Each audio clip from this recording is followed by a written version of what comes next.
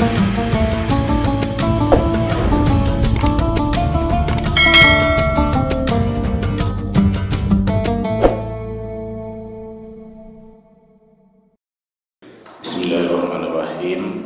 Assalamualaikum warahmatullahi wabarakatuh.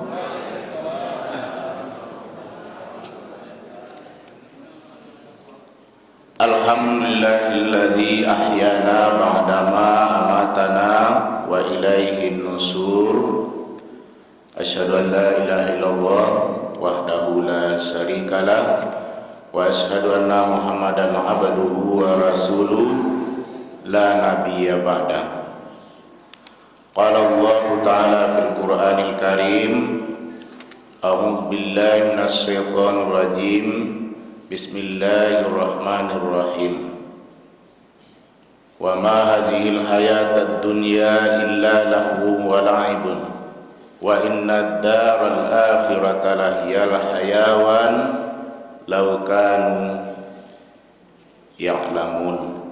Sadaqallahul azim. Kembali kita bersyukur kepada Allah Subhanahu wa taala. Alhamdulillah, sampai saat ini Allah masih memberikan nikmat dan hidayahnya kepada kita, sehingga berkat nikmat dan hidayah yang diberikan Allah kepada kita bisa diantarkan selalu beribadah ke rumah Allah ini dalam rangka menyemarakkan siar-siar agama Islam, terutama kesempatan bagi kita selagi berada di dalam bulan Ramadan ini, kita meningkatkan kualitas ibadah kita kepada Allah Subhanahu wa taala. Dan begitu pula hendaknya selama bulan Ramadan ini, di segi kualitas ibadah, kuantitas ibadah kita meningkat, iman kita meningkat, hendaknya bisa kita mempertahankan di luar bulan Ramadan nantinya. Salam salam kita kirimkan kepada Nabi Muhammad sallallahu alaihi wasallam dengan ucapan Allahumma shalli ala Muhammad wa ala ali Muhammad. Bapak dan Ibu yang dirahmati Allah, disampaikan menurut jadwal, yaitu Bapak Ustadz Perlaungan SIK. Ya, kita berprasangka baik pada pagi hari ini. Beliau tidak bisa hadir bersama kita salat subuh dan tausiah subuh. Kalau tinggal beliau jauh tuh di Mega Permai, di Pemda, jauh belakang lagi. Jadi kita tidak tahu, belum dapat kabar apakah ada pengganti. Tapi untuk mengisi tausiah kita sambil beriktikaf pada hari yang ke-21, mudah-mudahan tidak mengurangi segi ibadah kita. Kita masih tetap setelah salat subuh seperti biasa kita mengadakan pengajian dan pencerahan, tausiah-tausiah. Mudah-mudahan ini semua menjadi ibadah bagi kita. Amin amin ya rabbal alamin. Bapak Ibu jemaah subuh yang dirahmati Allah, kita coba bahas pada pagi hari ini, yaitu ada beberapa hal yang perlu kita ketahui yang bisa merusak amal ibadah kita. Dikala ibadah itu seluruh kebaikan yang kita lakukan, apapun bentuknya, kebaikan yang dilakukan itu semuanya adalah bernilai ibadah. Jadi ibadah itu bukan puasa saja, ya. Membaca Al-Quran adalah ibadah, karena itu bersifat jamak, ibadah. Jadi ibadah itu segala perlakuan yang baik, perbuatan yang baik kita lakukan karena Allah, itu adalah semuanya ibadah. Membaca Al-Quran adalah ibadah, salat ibadah, puasa adalah ibadah, sedekah, infak, wakaf itu adalah ibadah. bahkan untuk menjaga kebersihan di lingkungan kita, menjaga keutuhan sesama kita, persaudaraan, itu semuanya adalah ibadah. Itu satu yang lawannya adalah kemaksiatan. Jadi segala bentuk keburukan yang kita lakukan itu adalah di luar dari ibadah. Ada beberapa hal yang bisa merusak ibadah kita. Yang pertama adalah sibuk mencari aib orang lain. Setiap kita pasti mempunyai aib. Aib itu adalah dia selalu mencari celah atau keburukan orang lain. Seandainya orang lain itu tidak tahu, malahan dikasih tahu kepada orang lain. Itu namanya membuka aib seseorang. Setiap kita pasti mempunyai aib. Kata Rasulullah, siapa yang sanggup, siapa yang mampu untuk menutupi aib orang lain, walaupun kita tahu itu semuanya, tapi kita tidak ceritakan kepada orang lain, atau ingin untuk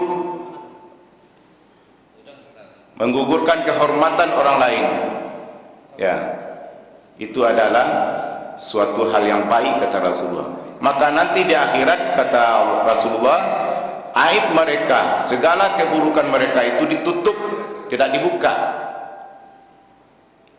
Astat usaha mereka, dia berusaha untuk menjaga mulut mereka di dunia ini, agar keburukan orang yang dia lihat, yang ada di sekitar mereka, dia tidak ceritakan kepada orang lain.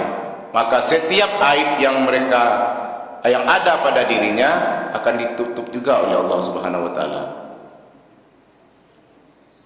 Jadi inilah orang yang selalu menutupi aib orang lain.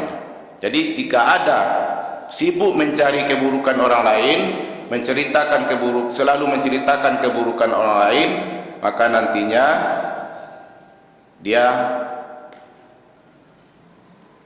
nanti itu adalah termasuk termasuk merusak amal ibadah seseorang. Yang kedua, kerasnya hati.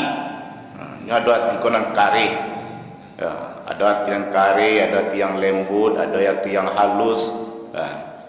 Keras hati, ada orang yang keras kepala, karena sumber itu semua dari hati. Kare kepala itu sama dengan kare hati. Dia tidak menerima kebenaran, harus sikap mereka yang mereka tegakkan dalam suatu pendapat, ide yang keluar darinya, dia harus terima. Dia harus memaksakan untuk diterima oleh orang lain. Dia tidak menerima masukan. Seandainya dia berbuat salah, ya dapat teguran baik secara lembut, ya seolah-olah dia tersinggung, karena tidak mau ditunjukin, tidak mau diajarkan, padahal itu ada suatu kekurangan dalam sikapnya. Jadi Bapak dan Ibu-ibu yang berbahagia, supaya kita tidak keras hati kita, ya pelajarilah terus ilmu, karena setiap ilmu yang kita pelajari akan bisa melunakkan hati kita, melapangkan hati kita, dan bisa menerima dari segala hal. Yang ketiga, cinta dunia. Yang pertama tadi sibuk mencari aib orang lain, yang kedua kerasnya hati, yang ketiga cinta dunia. Jelas kaum muslimin berbahagia, terlalu cinta dengan dunia bisa melupakan akhirat. Hendaknya dunia dan akhirat itu seimbang. Sibuk kita mencari kehidupan dunia, tapi tidak lupa dengan akhirat. Dunia kita ini, ya, segala usaha yang keberhasilan kita di dunia itu tidak akan kekal selama-lamanya. Tapi kalau kita pergunakan di keberhasilan ilmu kita yang kita dapat di dunia ini, kita seimbangkan dengan akhirat, insya Allah akan menyelamatkan kita. Karena ada orang terlalu cinta dunia, lupa dengan akhirat. Padahal di dalam setiap salat kita, ya kita selalu berdoa kepada Allah. Seperti dalam surah Al-Fatihah itu semuanya adalah doa. Ya, iyyaka na'budu wa iyyaka nasta'in. Kepada Engkau kami menyembah, kepada Engkau kami minta pertolongan. Ihdinas siratal mustaqim. Tunjukilah kami jalan yang lurus. Jadi jalan yang lurus itu, dan termasuk diantaranya dia tidak selalu mencintai dunia, ya, karena dunia ini sifatnya adalah sementara. Seperti ayat yang bacakan tadi, wa ma hazihil hayatad dunya illa lahwun wa la'ibun wa inna daral akhirata lahiyal hayawan law kanu ya'malun. Dalam surat Al-Ankabut ayat 64. Dan tiadalah kehidupan dunia ini sementara dan senda gurau. Sesungguhnya kehidupan akhiratlah tempat yang sebenarnya, jika kamu mengetahui. Jadi menurut ayat ini, dunia ini adalah penuh sandiwara, senda gurau. Apa yang kita usahakan seolah-olah kita, ya, keberhasilan kita itu cuma sementara. Bagi bapak dan ibu, ya, seperti usaha menjadi mencari posisi yang terhormat, para penjabat, nampak keberhasilannya. Tetapi setelah pensiun, ya sampai situlah batasnya. Pengusaha begitu pula, dia nampak keberhasilannya, tetapi setelah tak kuat lagi atau sudah meninggal, sampai di situ tutup semuanya. Tidak akan dia dapat. Apa yang dia dapat? Inilah selama harta yang mereka miliki, kalau dia impak dan wakafkan, dia sedekahkan, itulah yang akan mengalir pahalanya sewaktu mereka sudah tidak ada lagi di dunia. Itu yang disebut dengan sedekah jariyah. Jadi salurkanlah jika ada kesempatan bagi kita untuk berimpak sedekah, untuk kemakmuran masjid, untuk yayasan pengembangan Islam atau rumah-rumah tapis. Itu adalah selagi bisa dimanfaatkan, insyaallah walaupun kita tiada, pahalanya akan mengalir. Tapi dengan amal kita sendiri, kalau sudah meninggal kita akan tutup, karena kita tidak bisa berbuat lagi. Habis amalan kita. Yang sebab amalan itu adalah pekerjaan yang bisa kita lakukan di waktu dunia. Kalau sudah meninggal itu tidak ada lagi, apa lagi yang mau kita kerjakan. Sementara kita tak ada lagi kesempatan di dunia ini. Jadi Bapak dan Ibu, dunia ini adalah sementara. Jadi merantau saudara Bapak dan Ibu. Tempat yang sebenarnya adalah akhirat. Wa tazawwadu fa inna khairaz zadi taqwa. Berbekallah sebanyak-banyaknya. Sesungguhnya sebaik-baik bekal itu adalah takwa. Yang kelima yaitu panjang angan-angan. Ini termasuk juga merusak amal ibadah kita, karena dia sibuk dengan angan-angan. Buya Hamka mengatakan angan-angan manusia itu melebihi dari usia manusia itu sendiri. Ibaratnya angan-angan itu kalau diukur dengan bayang-bayang kita, seandainya kita berdiri, dia melebihi dari ukuran bayang-bayang kita. Ya, angan-angan kita jauh, ingin ini segala macam. Tetapi usia kita tidak cukup untuk mencapai angan-angan itu. Akan ada orang mengecek, dia waktu itu dulu ingin ikut semacam, namun dia tidak sampai, belum sampai terlaksana, dia sudah tiada. Itu adalah angan-angan. Setiap manusia pasti punya angan-angan, tapi dia selalu sibuk bagaimana dengan angan-angan itu tercapai. Beda dengan cita-cita. Cita-cita itu adalah keyakinan sungguh-sungguh bagi kita untuk keberhasilan kita. Tapi angan-angan itu ada semacam yang bisa membuat kita lalai terhadap ibadah kita. Yang terakhir adalah kezaliman yang tiada habis-habisnya. Baik zalim terhadap diri sendiri, zalim kepada orang lain, ya. Kezaliman itu adalah suatu meletakkan sesuatu tidak pada tempatnya. Ada tuntutan terhadap diri kita, ya, beribadah kepada Allah tidak dilaksanakan, berarti dia termasuk zalim kepada Allah Subhanahu wa taala. Seperti yang sampaikan kemarin, ya, bahwasanya suatu kesyirikan itu adalah termasuk salah satu di antaranya kezaliman yang sangat besar.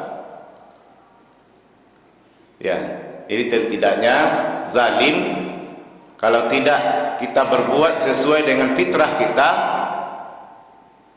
itu adalah termasuk juga zalim terhadap diri kita. Jadi Bapak dan Ibu jemaah subuh yang berbahagia, itulah sedikit tausiah yang disampaikan. Mudah-mudahan ini selalu bisa kita waspadai yang bisa merusak ibadah kita. Yang pertama, sibuk mencari aib orang lain, keras hati, cinta terhadap dunia, kemudian sedikit rasa malu, al-hayatu minal iman dalam hadis, jika malu itu adalah bagian dari iman yang kita miliki, panjang angan-angan dan kezaliman yang tiada habis-habisnya. Mudah-mudahan selalu kita berdoa kepada Allah Subhanahu wa taala, ibadah kita semakin meningkat, semakin berkualitas, selalu kita menjaga hal-hal yang merusak ibadah kita. Mudah-mudahan ada manfaatnya. Wabillahi taufiq wal hidayah. Assalamualaikum warahmatullahi wabarakatuh.